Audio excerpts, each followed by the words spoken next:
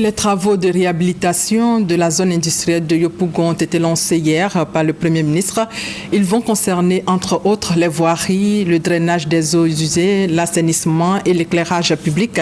Ces travaux vont coûter 20 milliards de francs CFA. Le projet va durer 13 mois. Alexis Ouedraogo pour plus de détails. Ciel pluvieux ce mardi, le chef du gouvernement est à la zone industrielle de Yopougon.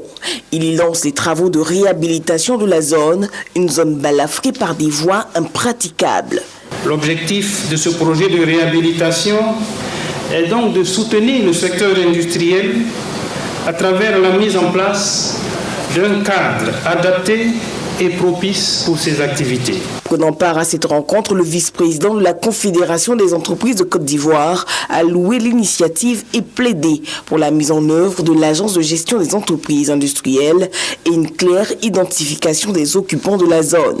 Ces travaux engagés ce jour devraient renforcer la compétitivité du secteur en stimulant la qualité des services. Nous avons une concentration importante de nos industries ici au niveau de Yopougon et je crois aussi ça va donner l'exemple pour les autres zones industrielles sur lesquelles on va travailler, notamment le PK24 qu'on doit lancer en début d'année en janvier prochain, mais aussi les zones d'industrie d'intérieur du pays.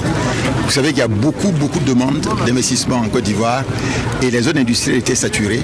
Donc il faut d'abord moderniser ce qui existe, mais aussi créer des zones nouvelles de manière à ce que les industries qui sont là puissent s'établir. Je crois qu'on a presque une centaine de demandes non satisfaites actuellement. Les travaux devraient courir sur une période de 6 mois. Daniel Cablon-Decamp a souhaité que les structures en charge du dossier respectent scrupuleusement les délais convenus.